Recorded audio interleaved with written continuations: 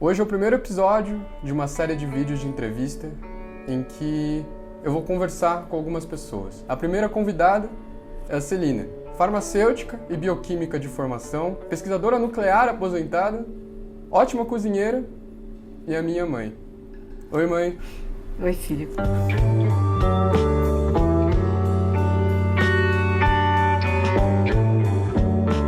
Qual o seu nome completo? Quando você nasceu? Onde você nasceu? Como é que começou isso tudo? Meu nome é Celina Lopes Duarte. Nasci em 28 de abril de 59, em São Paulo, capital. Mas qual bairro de São Paulo você nasceu? Arthur Alvim. Arthur Alvim? Como é que era Arthur Alvim naquela época, quando você estava lá? Um bairro bem tranquilo, não tinha asfalto, as ruas eram de terra, tinha muitas árvores. Nós brincávamos na rua o tempo todo, estudando numa escola pública. Todos os estudantes moravam perto e ser amigo de todos os vizinhos.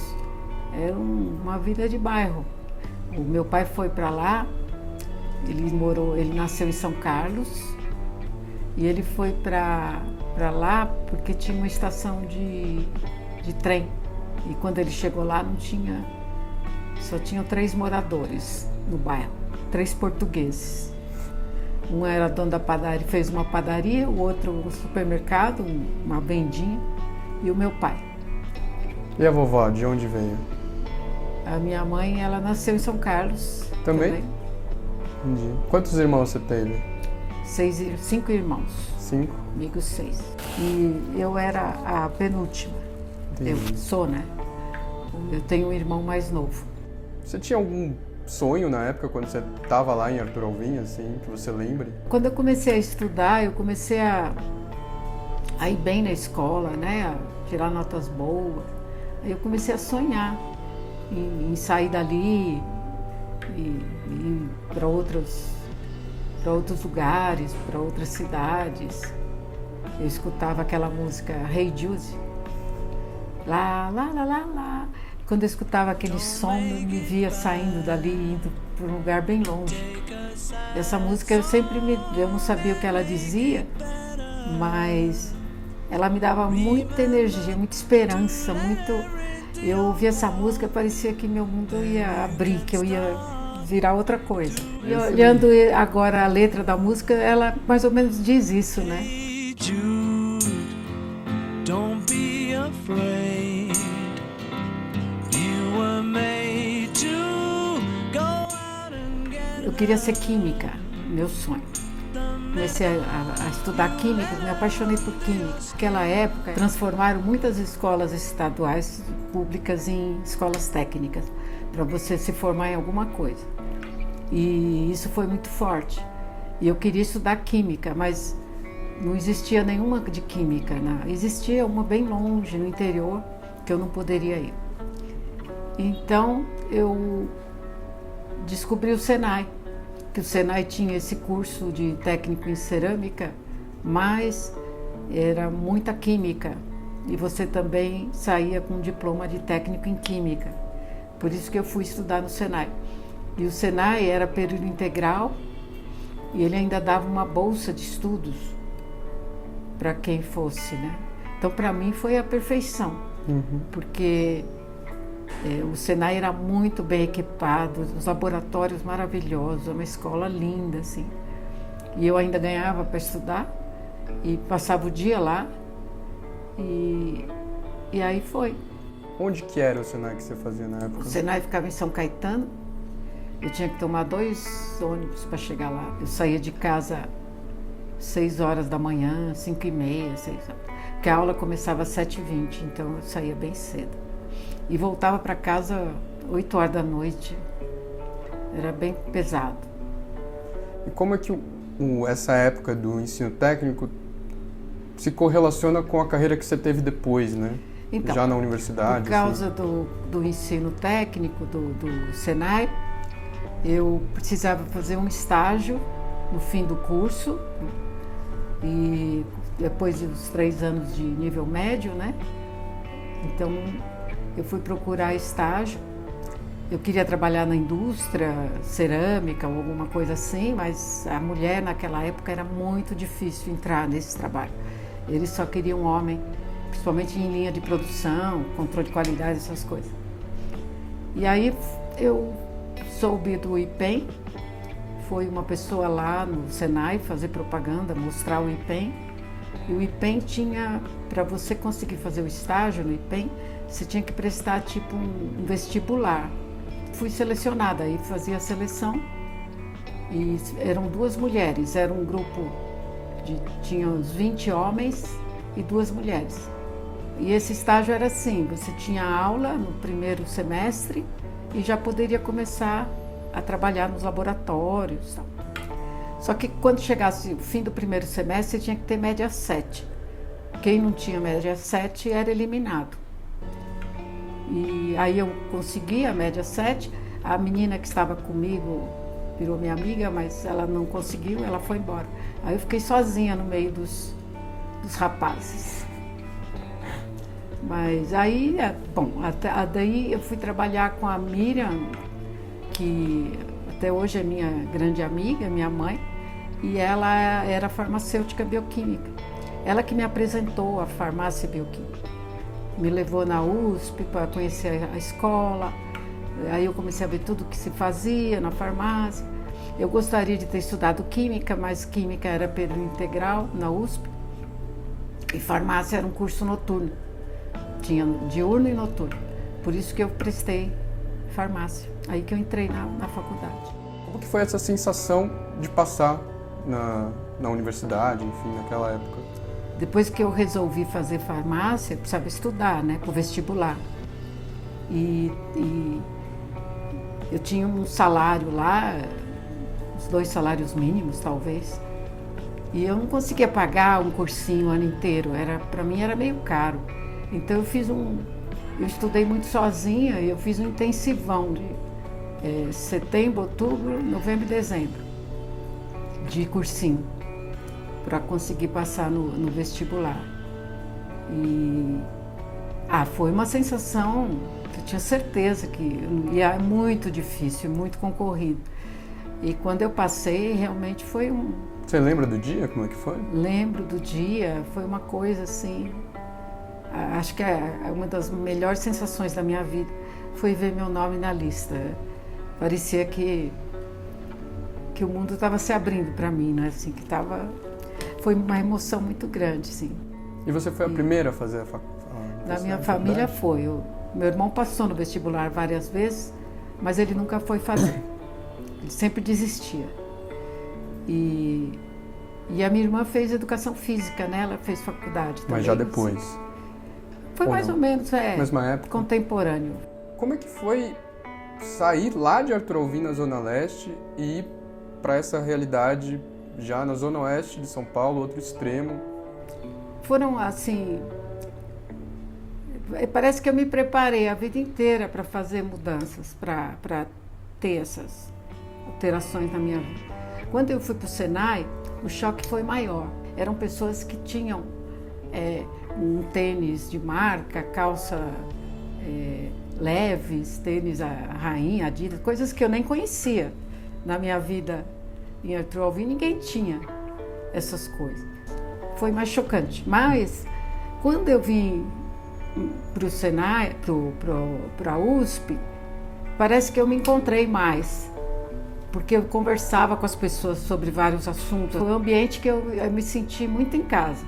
E quando eu vim para cá, eu tive que vir morar para cá também, porque ficava muito tarde para eu ir até lá. Eu fui ver o CRUSP, mas para mim o CRUSP era chocante demais. Aí era chocante demais. Eu conversei com a coordenadora da COSES, ela me indicou, como eu tinha salário, eu trabalhava, ela me indicou para morar num quarto de uma enfermeira, amiga dela, que tinha um apartamento 1 por andar ali na Paulista, um apartamento super lindo. E ela alugou o quarto para mim. E eu fiquei morando lá 6 meses. Até que eu acertei com uma amiga da faculdade para dividir o apartamento ali na saída da USP. E aí eu vim morar. Morávamos em 3 meninas. O que tinha na USP, como ali você tem um vestibular muito difícil para entrar, as pessoas que entram parece que se igualam. Então, não importa muito de onde você veio. A pessoa que morava comigo, a família ela nasceu ali no Pacaembu, numa casa gigantesca, tinha mordomo na casa dela. O pai dela tinha muito dinheiro, era dono de cartório, que foi embora para Ribeirão Preto. Então, eram pessoas de origens muito diferentes, né? Mas a gente se sentia muito igual, não se sentia diferente por causa da sua origem. Você sente falta dessa época? Eu sinto, a vida vai mudando, né? É saudade, sim. Eu sinto alegria de pensar que eu vivi aquilo e que foi muito bom para mim. Os amigos eram muito legais, tudo que a gente fazia era gostoso. As aulas eram boas, né? Foi tudo muito bom. And anytime you feel the pain, hey Jude, refrain. Don't carry the world upon your shoulder. O que me abriu a mente, a USP, a convivência, foi a parte política, né? De você entender um pouco mais de política, das diferentes ideias. Aquela época fervia, porque tinha os anarquistas, a Convergência Socialista, o PT estava nascendo e o nosso grupo formou chapa para o centro acadêmico, aí tinha eleição do centro acadêmico. Eu fui tesoureira do centro acadêmico por um tempo. Nós organizávamos a semana farmacêutica com palestras, tinha uns trabalhos em favela. Então, isso tudo me marcou muito. Acho que essa vivência, para mim, foi diferente do que eu já tinha vivido. Então, isso abriu muito a minha cabeça, eu acho. Nesse ambiente até político, pelo que eu me lembro, foi como você conheceu meu pai também, né? Foi mais ou menos nesse ambiente, sim. Né? Sim, foi. Em princípio, ele era da chapa concorrente. Éramos inimigos. Não éramos inimigos, mas ele era da outra.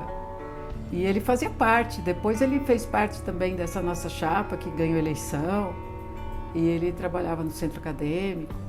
Foi aí que eu conheci. E quando você começou a namorar meu pai? Nessa época ou foi mais pra frente? Não, foi bem depois. Eu era amiga de pessoas de várias turmas diferentes, até de faculdades diferentes. E aí eu morava ali na saída da USP e o seu pai foi morar no mesmo prédio com outro amigo nosso, que era de outra turma. Eu só fui namorar com ele depois que eu me formei e ele já estava formado também, trabalhando. Aí nós saímos para tomar um chopinho à noite. Quanto tempo já está casado? E a gente foi se aproximando muito. 36 anos. 36? Casamos em 89. Daqui a pouco 40, então. Um pouquinho depois de 89, teve uma mudança grande na sua vida, né? Já em 91, você acabou tendo a minha irmã, né? Eu estava no meio do mestrado. Eu já tinha me formado, já tinha sido... Porque eu entrei no IPEM como técnica de nível médio. Aí, quando eu estava para me formar, eu comecei a ver outros empregos, mas acabei ficando... Eles me ofereceram para passar para pesquisador, né? Nível superior. O salário dobrava, era muito interessante a proposta. Aí eu fiquei. E aí eu comecei a fazer mestrado. No meio do mestrado, eu engravidei da Luísa. E eu queria terminar esse mestrado antes dela nascer, mas não deu tempo. Então, quando ela nasceu, eu estava escrevendo a tese de mestrado. E como foi isso de conciliar essa mãe de primeira viagem com o início de carreira, né? Era muito difícil, assim. Ainda mais que nós não tínhamos ninguém para cuidar da Luísa, para ajudar. Nenhum parente por perto. Então a Luísa foi para um berçário de período integral. E era muito triste quando eu deixava ela no berçário, eu saía chorando, era muito triste. Então foi uma fase muito, muito complicada. Então foi isso, né? E eu ia fazendo o que dava do meu trabalho. Eu consegui defender, olha, só em 93. 2 anos depois da Luísa Nascimento. Quase 2 anos Atrasou depois. bem, é. E é curioso porque você me teve já no doutorado, né? Aí foi diferente, né? A Luísa já tinha quase 8 anos, eu estava com 41, eu estava fazendo doutorado, já minha vida estava mais tranquila, né? Comecei a fazer o doutorado e quando eu estava para terminar, eu engravidei de você. Mas aí eu me dediquei muito para terminar. Terminei em dezembro e você nasceu em fevereiro. Quando eu era criança, eu não sabia responder o que você fazia. Hoje em dia eu tenho uma noção maior do que você fez ou fazia, né? É muito curioso, né? A sua carreira foi pesquisa nuclear, uma carreira bem específica, assim. Como você enxerga essa sua carreira de pesquisadora nuclear, assim? A vida vai te levando para alguns caminhos que você nunca imagina na vida. Eu nunca pensei na minha vida ser pesquisadora da área nuclear. Pensava em ser química mesmo, ficar no laboratório, fazendo análise, fazendo coisas assim. Mas eu fui... Acho que na vida a gente vai agarrando as oportunidades que aparecem. E foi isso. Eu fui gostando, eu comecei a trabalhar com proteção radiológica. Meu mestrado foi na área de proteção radiológica. E aí fui me envolvendo, depois eu mudei para a área de aplicações da tecnologia nuclear, com acelerador de elétrons. Era algo mais difícil de entender, mais sofisticado. E eu comecei a estudar muito para entender tudo aquilo. E aí o meu doutorado foi nessa área, né? De aplicações da radiação no ambiente. Você teve algum momento específico que passou um filme na sua cabeça? Esses filmes sempre passam, né? E várias etapas da minha vida foi passando filme na minha cabeça. Como que poderia ser se eu não tivesse feito isso, se eu tivesse aquele efeito borboleta.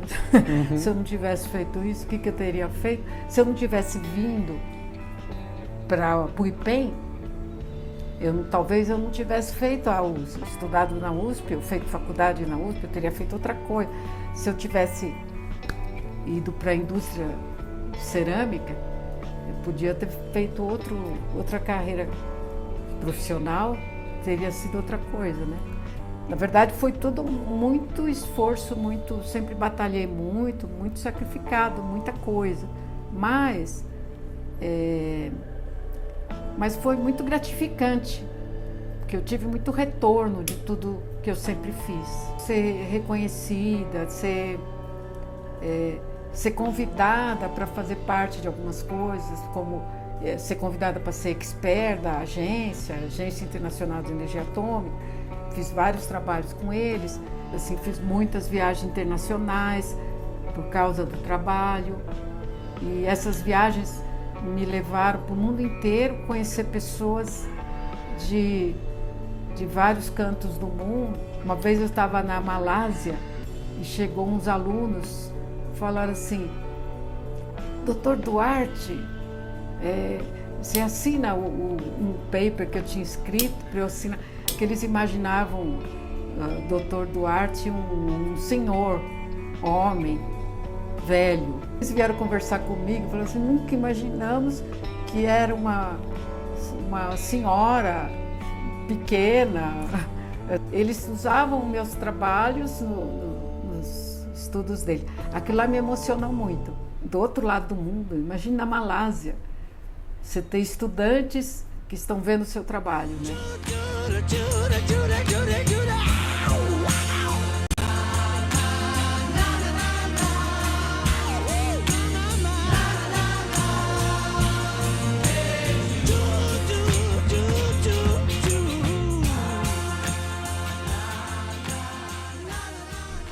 Você sente falta de estar trabalhando no IPEM, de estar em trabalho, não? Não.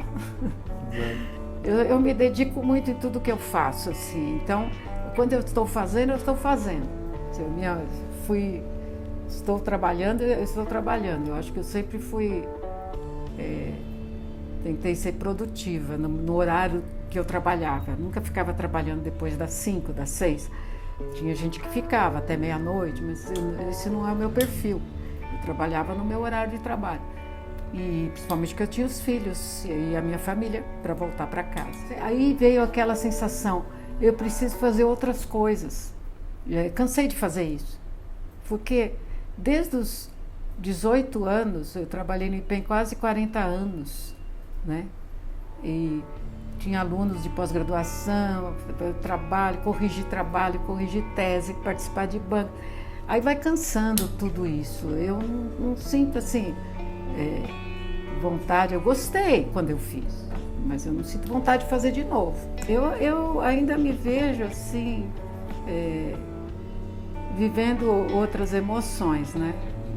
Por exemplo, me dedicar mais à música. Eu gosto muito de música e eu queria tocar mais o teclado, aprender mesmo a tocar, me dedicar. É difícil na minha idade você pegar comecei a tocar o teclado, né? Nós não acabamos indo morar em Maceió e mudou. Eu ainda me vejo tocando alguma coisa boa, mas eu ainda preciso me dedicar muito. Vamos encerrar com um abraço? Meu lindo. Esse é meu lindo. Minha maior obra.